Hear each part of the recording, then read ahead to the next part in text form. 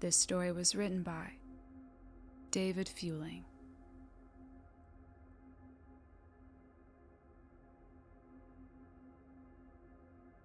We trekked out into the middle of the desert to find solitude, to achieve greater introspective insight than we could have ever achieved in the real world.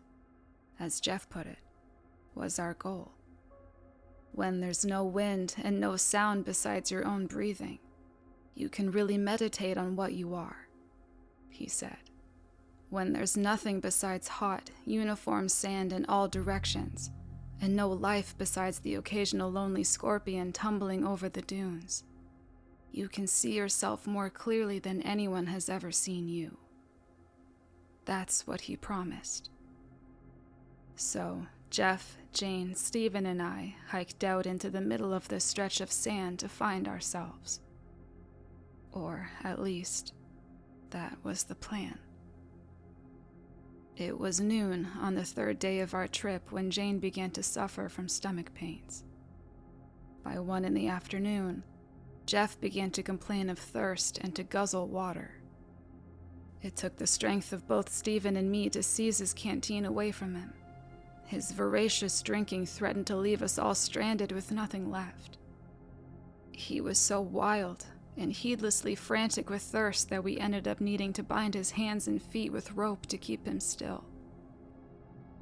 Jane began vomiting a little before nightfall and didn't stop heaving and retching all night. I stayed with her and held her hair back and gave her tissues from my bag to dry the tears that were forming in her eyes. I tried to medicate her, but it didn't help at all. Stephen stayed with Jeff and fed him little sips of water because throughout the whole night, he never stopped struggling and begging for a drink. Jeff died around 3 a.m. We had given him as much water as we could without jeopardizing the survival of the rest of us, but he always wanted more. We tried to sedate him, but there was nothing that could quell his thirst. He died, Stephen told me, with the word water on his lips. Jane died just as the sun was rising. She was so sick and so pained throughout the night that I could tell she didn't have much time left even before she began to fade away. By about 4 a.m, I had stopped trying to medicate and cure her. For the rest of the night, I just prayed. Stephen and I ate breakfast silently. We left our companions where they'd died. We didn't know what to do with them, and we couldn't stand to see them like that anymore. Stephen and I ate together for perhaps 10 minutes before he, in one quick and deliberate motion, pulled his revolver out from his knapsack and shot himself in the temple. I sat for what must have been half an hour, just staring ahead at Stephen's slumped body, watching the blood mix with the sand to create a deep red slurry. I might have sat there forever if I hadn't been startled by a deep, velvet voice behind me. My apologies for the mess with your 3 friends, but it seemed the quickest way to achieve a private interview with you. I spun around to face this voice that had so suddenly addressed me. A lithe young man sat leisurely in the sand, looking earnestly into my face. He wore cargo shorts and a dark blue t-shirt, and expensive-looking sandals. You acted quickly and efficiently with both Jeffrey and Jane, he continued. Intelligently, I might add. I had hoped to exhaust a bit more of your water and supplies through them, to give me a few more bargaining chips with you. But c'est la vie, he said with a wave of his hand. I had Stephen shoot himself cleanly and quickly because I was done playing games. I've grown to respect you too much to continue to fritter away your time as I did with the other two of your compatriots." He smiled kindly, and his eyes gleamed merrily. "So, let's get down to business," he said suddenly, widening his smile. "Again, due to my newfound respect for your level of intelligence and mental clarity, I won't sugarcoat it. I am in the market for your soul. Normally, I might offer you something very big and exciting for it, but I am above all else a businessman. This means that I realize, as should you, that you are in a position without room to negotiate, and I intend to capitalize on this fact. Out here in the desert with limited food and water, I call all the shots, so I am in effect extorting you for your soul. I need your soul, and I will make life as uncomfortable as possible for you in the meantime, until you agree to this. The only offer on the table for you at the moment is a painless death.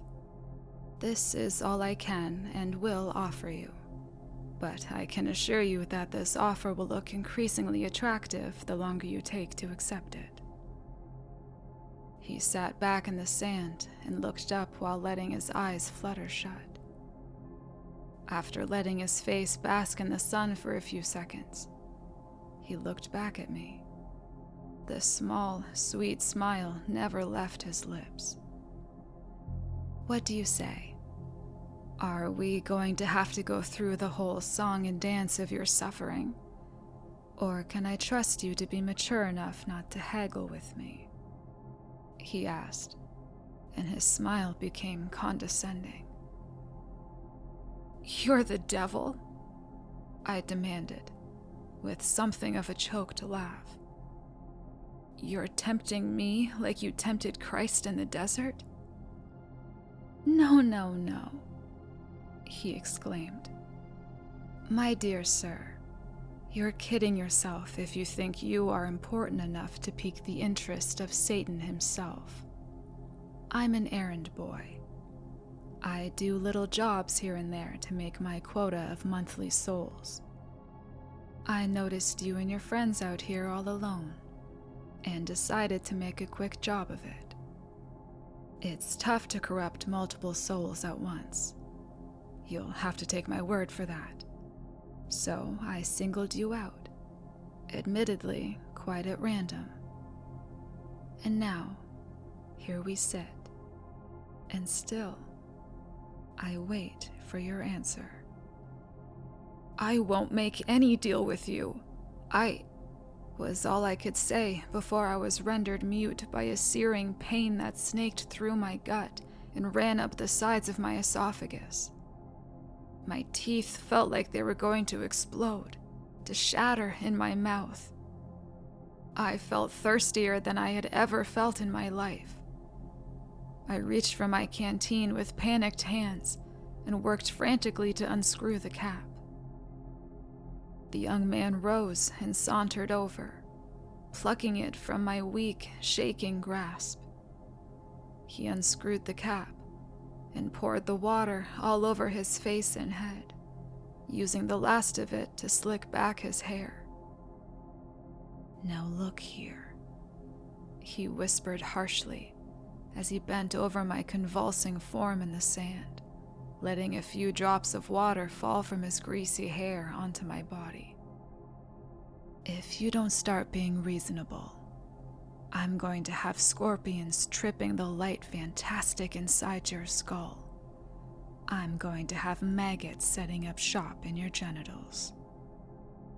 His grimace turned back into that serene smile that he wore so naturally. The pain suddenly stopped, and I was left shivering on the ground with exhaustion and fear. I'll make you a new deal," I shouted hoarsely. The young man's face became cold again, and I felt the pain beginning to rise in my gut once more. "Don't waste my time," he warned. "I have a wife at home," I continued, and a son. Take them and leave me alone." The young man smiled widely. "You have concluded our business," he grinned, "but not in the way you intended," he added. "You are not allowed to make deals with souls besides your own, obviously." He said it as if this were a simple rule that I'd merely forgotten. However, to try to sacrifice, to sell your own family for comfort, is a damnable sin. Literally so. I have garnered your soul for Satan through fear and pain, and I didn't even have to make a deal with you. You could have taken my offer of a quick and easy death, but now you walk away from the table with nothing. The pain in my gut flared outwards to the extremities of my body. The blood in my veins seared me with every beat of my heart. "Good day, sir." He smiled as he turned to walk away. "It may seem like it takes an eternity to die out here, but I promise I'll be seeing you soon."